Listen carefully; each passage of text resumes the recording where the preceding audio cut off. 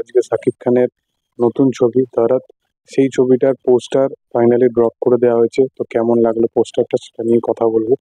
প্রথম কথা, তুফানের একটা মানে হিট ভার্ডিক্ট হওয়ার পর শাকিব খানের আগামী যে ছবিগুলোর ব্যাপারে দেখা যাচ্ছে, দরদ যার মধ্যে একটা বড় উদাহরণ।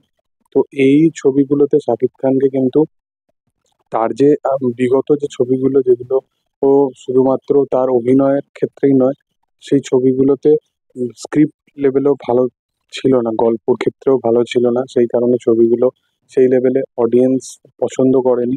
বাংলাদেশের অডিয়েন্সের কথা বলছি না, যারা শাকিব খানের ডাইহার্ট ফ্যান তারা তার মানে ফ্লপ ছবিকেও হিট করে দেয়, তার স্টারডাম এই লেভেলে।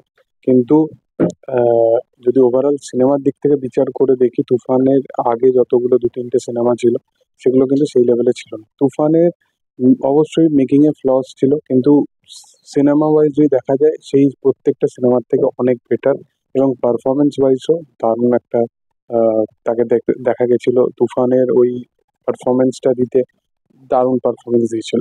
সেম দরদে যখন ছবিটা পোস্টার আসে, আমি বললাম যে সাকিব খান এই তুফানের পর থেকে এই লেগেসিটাকে ধরে রাখতে কতদিন পারবে সেটা হচ্ছে দেখ। কিন্তু দরদের যখন টিজার এলো তখন আমি বুঝলাম যে একটা মানুষ যার মাল্টিপল ডিসঅর্ডার আছে এবং তাকে নিয়ে সিনেমাটা বানানো, বারবার তার চেঞ্জ হচ্ছে পার্সোনালিটি, সে একবার সেই খুন করছে এবং তারপরে সে মানে বুঝতে পারছে না যে তার সাথে এই জিনিসপত্রগুলো কিভাবে হচ্ছে, এবং সেখানে পারফরমেন্স গুলো অ্যাকচুয়ালি টিজারের মধ্যে দেখে বোঝা যাচ্ছে যে সিনেমাটার মধ্যে কত ইন্টেন্স থাকতে চলেছে।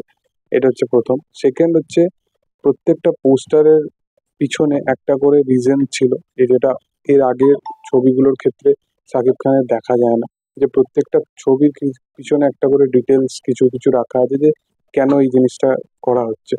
তো এই জিনিসটা কিন্তু দরদের ক্ষেত্রে এই ট্রিটমেন্টটাকে রাখা হয়েছে, প্রথম সেটা।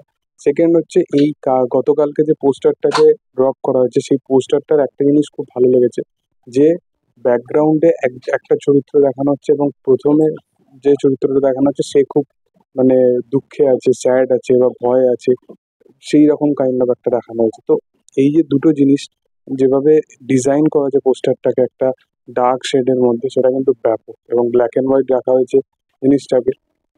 তার রিজন হচ্ছে এটা, যে এই চরিত্রটার যে মাল্টিপল ডিসঅর্ডার সেটা কিন্তু পোস্টারটা বোঝা যাচ্ছে ক্লিয়ারলি। এই পোস্টারটা যদি প্রথমে ছাড়া হতো তাহলে কিন্তু দারুণ লেভেলে এই জিনিসটাই হতো। যাই হোক, সেটা ঠিক আছে, কিন্তু টিজারটা ব্যাপক ছিল। গতকালকে পোস্টারটারও মেকিং মারাত্মক ছিল। আশা করবো আগামী দিনে এই ছবিটা যখন আসবে, মেবি ছবিটা সেপ্টেম্বরে আসবে, তো আশা করবো যে এই ছবিটা কিছু একটা করবে। যাই হোক, তোমাদের এটা নিয়ে কি মতামত অবশ্যই কমেন্ট সেকশনে জানাতে পারো। ভিডিও ভালো লাগলে অবশ্যই লাইক শেয়ার সাবস্ক্রাইব করে দিও। Thank you all, by.